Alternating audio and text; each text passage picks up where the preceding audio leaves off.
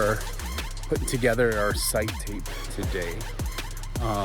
This is going to be using Precision Cut Archery and that software, where I don't have a lab radar, a Garmin, even a chrono right now, anything cool enough to help me with this. So we're going to be sighting in 3 marks. I think my marks are going to be 40, 70, and 96 being the furthest that I can shoot. We're gonna start with 96 and then move up. We'll probably do this over today and tomorrow just to kind of get the best data. You know, we're outside, we're in the wind, so sometimes that can affect things. So here we are. Get started.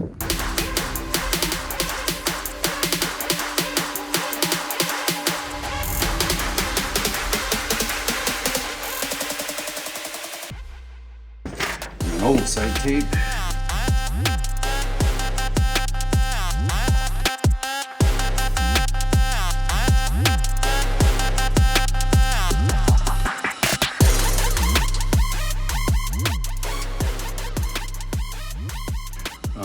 This sight tape is out to 110 right now, but I can't actually go that far with my current setup. My current setup goes to about 96 before it hits the sight. I know that there's some things you can do about turning the arrow. I'm not getting there yet. Like, that's 96 is plenty far for me. So I want just some basic marks here of where we were previously. All right, that should be close enough. All right, here we go. We're not really caring about our left and rights, but really trying to get our elevation dialed in.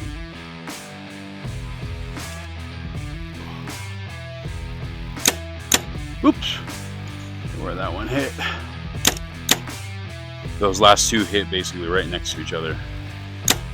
We shot 5 arrows. One thing I just realized is I actually want to switch. These are not technically my hunting arrow. These are fletched with AEE max stealths, and I want to switch to the hybrids because I hate priming fletchings. Even though I'm getting pretty good adhesion at this point, like, it's just another thing, and I'd rather not deal with that other thing. So we're gonna check these and then adjust based off of them, but then maybe actually make a little bit more adjustment, because I believe these are just slightly heavier than what will be my actual arrow, because the hybrid vanes are 1 grain lighter than these max stealths. Just a little high. We'll make this adjustment, grab new arrows, shoot again. All right, the right arrows, these are the A hybrids. So I think they're like hybrid stealths and all that. I think I forgot a pen still. Yep. That one felt good. This is not really the ideal way to be doing this. The ideal way would be to get a chronographing, at least get launch speed, get pretty close, and then kind of dial in things, shoot it in the old school way, or have an expensive piece of equipment. This is what we have available to us. So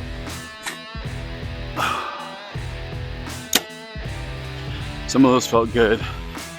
Some of those, actually a lot of them are to the left. So not quite sure what's going on there. Probably has to do with the pressure in my left arm. So 4 of the 6 arrows are pretty much like right there. We'll shoot one more time and then probably call where we are. Good.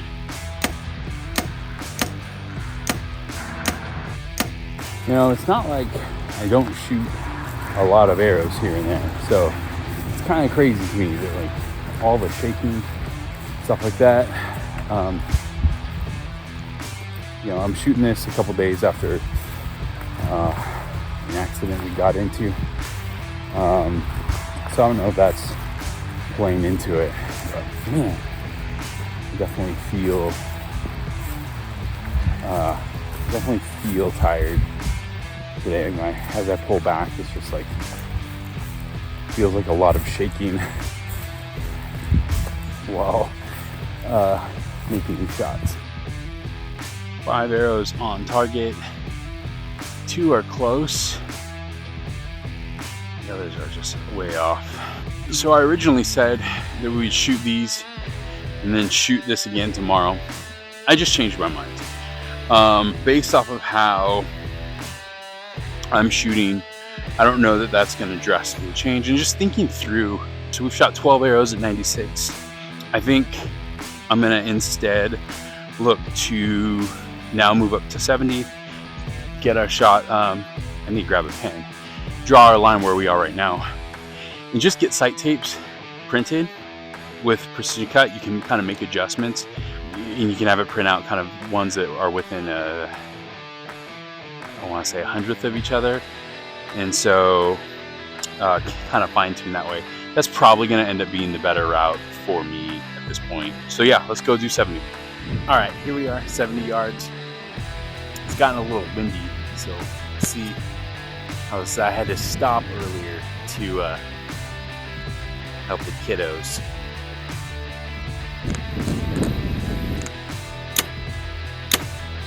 First one was high, second one was a little low.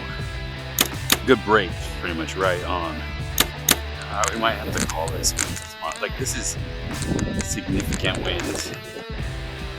So most of these shots are all in this range. A few low. Okay, we're actually gonna go up just a little bit. It's right on.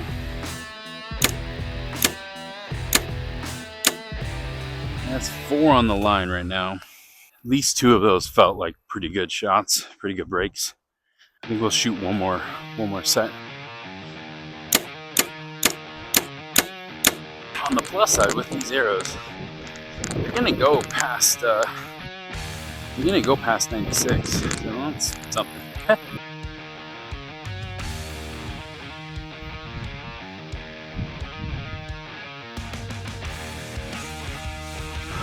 I mean, that's almost all within the line. So I'm gonna take that and raise it up just a little bit more.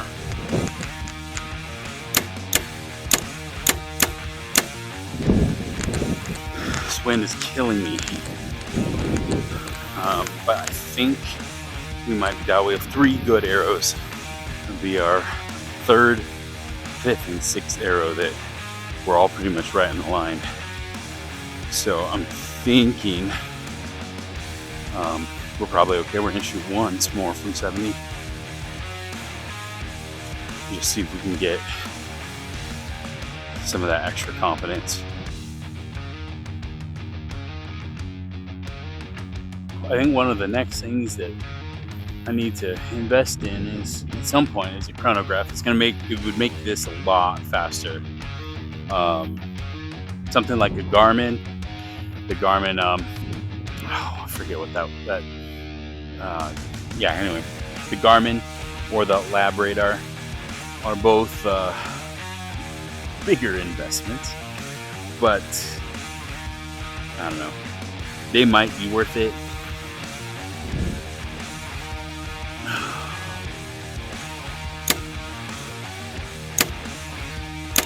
One thing I'm noticing is these arrows are not getting blown around in this wind. Like, that's a good feeling. I might get blown around in the wind. They don't, though. Not at this distance, which is, 70 yards, like, that's, I would expect some effect there. They're just pretty much hitting wherever I break. Okay.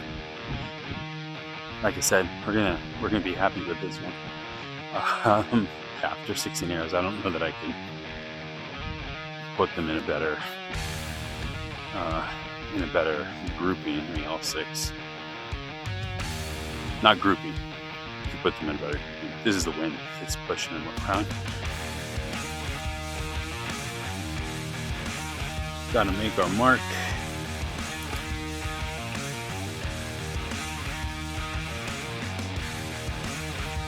We're shooting with our 30 pin at 40 yards. One of the advantages of this mountain light quiver is the ability for it to have dual indicators.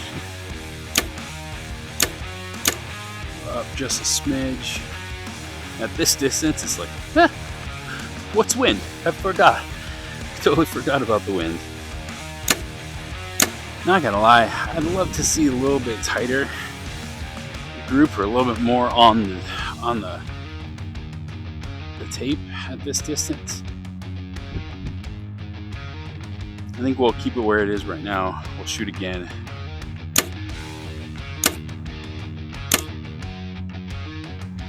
I think we got our sight marks. At this point, I think that this is what we're rolling with. I want to get a sight tape done today, or printed today, so that we can start testing it. I'm only a couple weeks away from season, and it's like, gotta get this stuff dialed. I think we're gonna go with this mark, use calipers to get our marks, then hop on the computer next. So there it is. So we have our, what we initially marked, and then the mark above that. Let's see, let's get this closer. There we go. So we have our marks. We're gonna take a set of calipers. Got these on Amazon for 20 bucks, something like that. So basically, as we roll, we see the numbers change. So we're gonna measure from the first actual mark to the second mark for 70, and then the 70 mark to 90. And I think actually what we'll do both of those, and then we'll do from the 40 to 90, 96. Right, so start off and try and be as precise as we can. 0.1650, and we'll do 70 to 96, 0.5. 595. Let's get the whole number. 11. Actually, so it'll be 1.178. There's the numbers. All right, so here we are, Precision Cut Archery. What I'm going to do is we have our paper with our numbers. First off, we're going to log in really quick. There we go. Okay, so here in Precision Cut Archery, we have two setups right now. This is actually the same bow, but for organization standpoint, I went ahead and separated them out. Essentially, the stock strings, the zebra strings, and then they switch over to gas strings. So let's go ahead and start off by adding an arrow. We are going to call this Black Eagle Rampage 400 spine with focus, and then the date. So we're gonna call this 8/24, or the month, I should say. Total arrow weight in grains is 426. We're going to create this arrow and to say, hey, it's not sighted in. How do you want to sight this in? So we're going to do that. Click sight here. The density altitude in feet. Now we can do this calculation. I am always a little leery of this, and kind of just end up wanting to set it to just the actual density, the actual altitude that we're at. But here, let's try and get to this somewhat close. The temperature today when we were shooting was somewhere around 78. Barometric pressure. Okay. So this is what it has as the density altitude. I have feelings about this. It doesn't, I don't know. It doesn't feel like it ends up getting me that close. But there we are. You can take it or leave it. They do say, like in the instructions, that you can just go with like your altitude, and that is good enough. I think it just the more precise, like it just gets you more precise, possibly. But you know, I don't know. I've done it both ways, and it's worked out fine. All right, so first range is 40 yards. Second range was 70 yards. The third range was 96 yards. I will measure with a caliper. You can use a calibration tape. So essentially, you could basically print out a tape. Here, we can look at it real fast and see what that would look like. So that's kind of what it would end up looking like. I typically use this caliper, and so we have our marks. Distance between mark 1 and 2 is 0.6150, and distance between marks 1 and 3. So actually, like I said, we got the distance between 2 and 3, and we actually didn't need that, but 11780. And so from here, we create our side end tape. And now we are calculating. So what it does is it calculates our feet per second. So as of right now, its calculation is that I am at 260.3 feet per second based off of the numbers we gave it. Looking at the last time I did this wasn't it. The last time I did this with from Spokane Valley Archery is this one. I was calculated at 262, so just slightly slower, interestingly. So we'll see, we'll actually go and we'll shoot these in. So then from here, we would basically go to sight tapes, that we would select the bow that we want to print sight tapes for, the arrow that we want to print those sight tapes for, and then a whole bunch of details here. I typically start at 20 yards because my first pin is at 20 yards.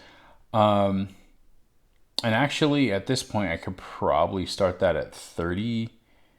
But anyway, we'll start at 20. My peep is set for my sight to be at 100. I'm sorry, at 50.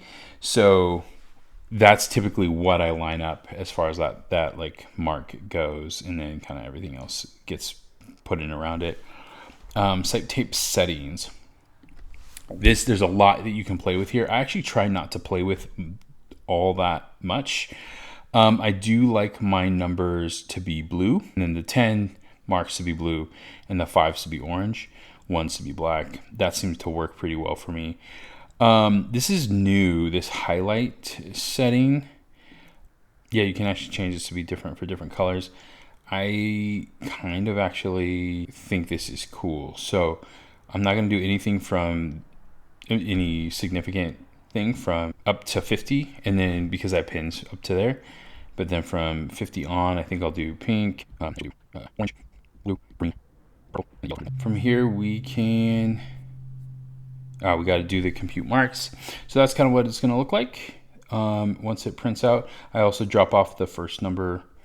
These are taking settings that I've often used. So remove that third digit from the 100 and 110.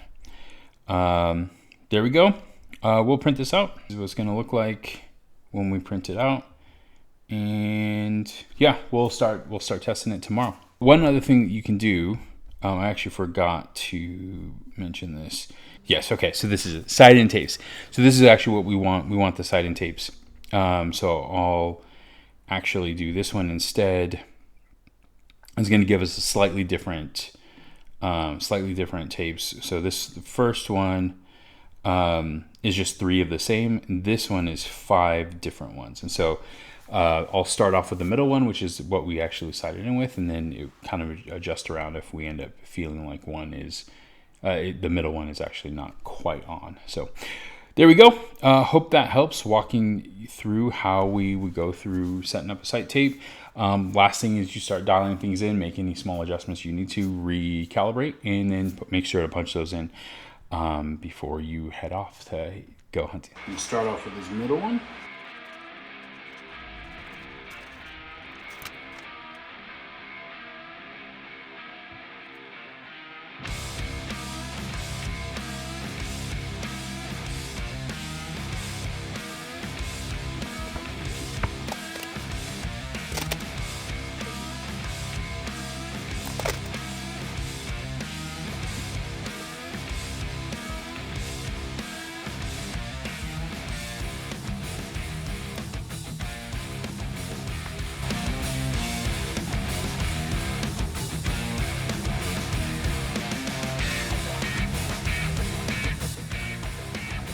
I don't know, I've seen people use packing tape for exactly that reason, because the electric tape will kind of stretch a bit. I haven't had too much of an issue. But there we are, sight tape's on. Let's go shoot it.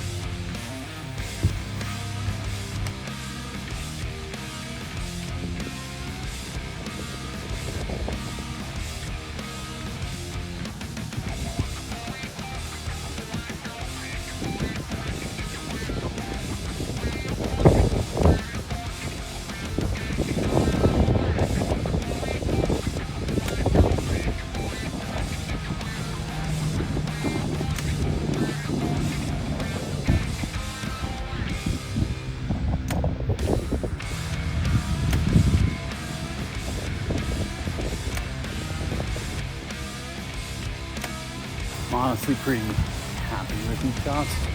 Well, I can see some of them are just completely off target, I believe, but at least one of them. But they're all roughly right around where I expect to hit. And we're probably still somewhere around like 10-mile-an-hour gusts, not maybe more. So you do. There's only so much try and aim off, but then you bounce back and forth to your gusty. Another one is actually toast. Right. One high, two high actually. The other four are okay.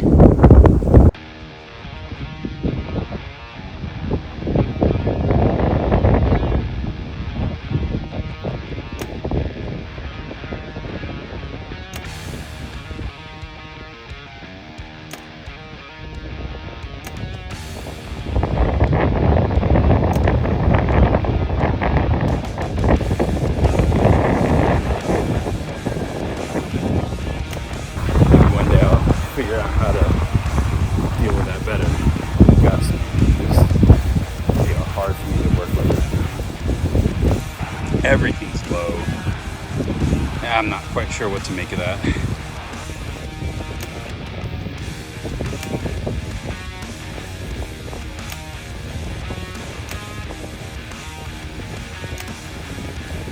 My goal is get close and then so here we are, 4 of the 6 are a little low. Might need to move to one of the faster paces.